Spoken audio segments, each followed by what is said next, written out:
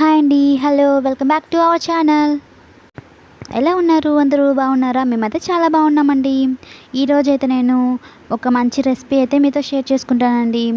మన హెల్త్‌కి అయితే చాలా మంచిదండి ఈ రెసిపీ. అదే పొనగంటాకు తాలింపు అండి. ఎలా చేయాలో మీకు చూపించేస్తాను చూసేయండి. స్టవ్ ఆన్ చేసి అయితే ప్యాన్ పెట్టుకున్నానండి. ఒక 3 టేబుల్ స్పూన్స్ అయితే ఆయిల్ వేసుకున్నానండి.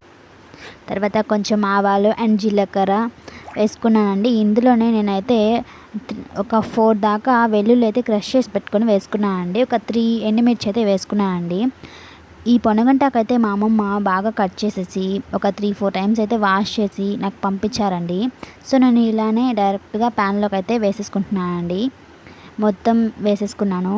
నేను 1 అవర్ ముందే కందిపప్పు అయితే వాష్ చేసుకొని ఇలా నానబెట్టి పెట్టుకున్నానండి. ఇప్పుడైతే బాగా నానిపోయింది. ఈ పప్పు కూడా ఈ ఆకుతో పాటు వేసేస్తున్నానండి. ఈ పప్పునైతే ఆకుతో పాటు వేయడం వల్ల ఇది బాగా బాయిల్ అయిపోతుందండి. సో ఇప్పుడే అయితే వేసేస్తున్నాను. ఈ పప్పుని ఆకుని బాగా మిక్స్ చేసుకోవాలండి.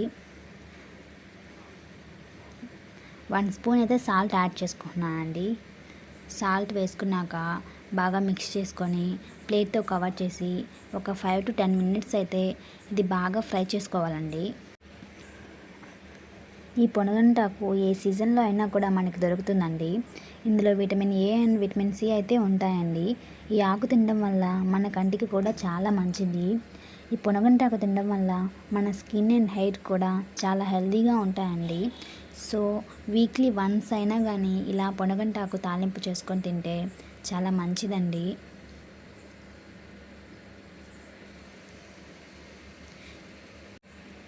ఇలా 50% అయితే ఉడికిపోయిందండి ఆకు మొత్తం.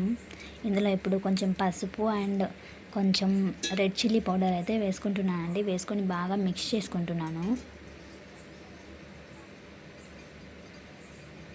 చూడండి ఇలా అయితే బాగా బాయిల్ అయిపోవాలండి.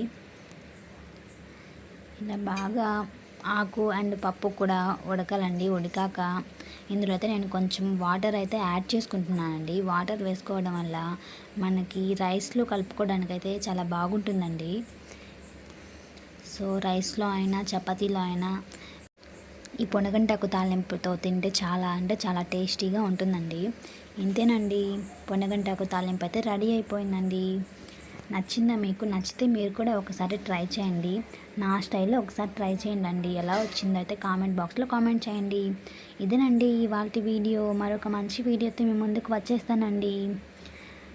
మా వీడియోని ఫస్ట్ టైం చూస్తున్నట్లయితే మా ఛానల్ని సబ్స్క్రైబ్ చేసుకోండి. Thank you for watching. Bye అండి.